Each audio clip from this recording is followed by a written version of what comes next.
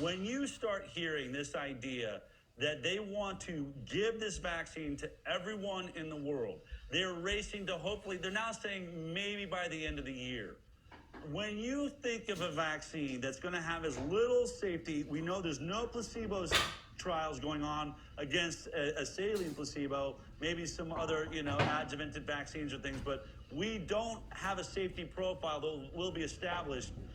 Is it not terrifying to think, what good is a surveillance system to see that this vaccine actually causes severe autoimmune diseases if we've all already got it in us? What could this do No, absolutely. to our species? So on an interview about a few days ago, I said that I would personally take a legal case. I'm very grateful that a lot of barristers and solicitors have now contacted me and organizations in this space, because in our country we have a constitutional and inalienable right to body integrity.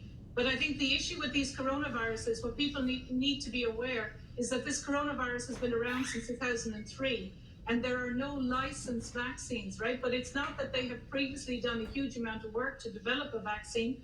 But the reason why there is no vaccine on the schedule in America, or there's none available, is that in the studies, when they vaccinated the animal models, that when those animal models, exactly, I sent you the paper, came across again a coronavirus subsequently, they had a cytokine storm. So this happened with, say, an RSV for children, and 2 of the children died, initial ones. But also, it is emerging that could have been a major issue in why so many people died in Wuhan and in Lombardy, because no one is saying, why weren't there more deaths across China or in other regions? Yeah. And there was actually vaccine administered, and it shows that the U.S. Army actually published a paper that in the influenza vaccine, that if coronaviruses were there, that they actually, when the soldiers then came across a coronavirus, they had much more significant adverse events. So the danger for humanity is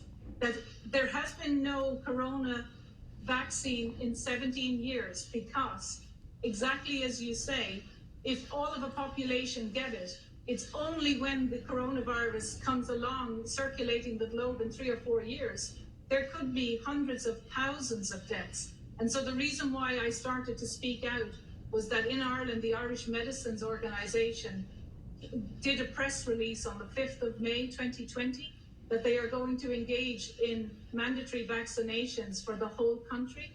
And I will not take that vaccine, and I will take a legal case. And I've also offered to volunteer for parents or anyone in their employment who are adversely affected because of this flu vaccination. The idea that we might be putting people in grave danger by doing that is spectacular. And if you just want to do the last slide, and at the end, but the last sentence is, because of these results, we have to really consider whether we should be making corona-type viruses. So I think that it's an experiment, and that we should say no. And scientists like me who study, immunology, we have to speak up, because otherwise there could be significant unnecessary deaths.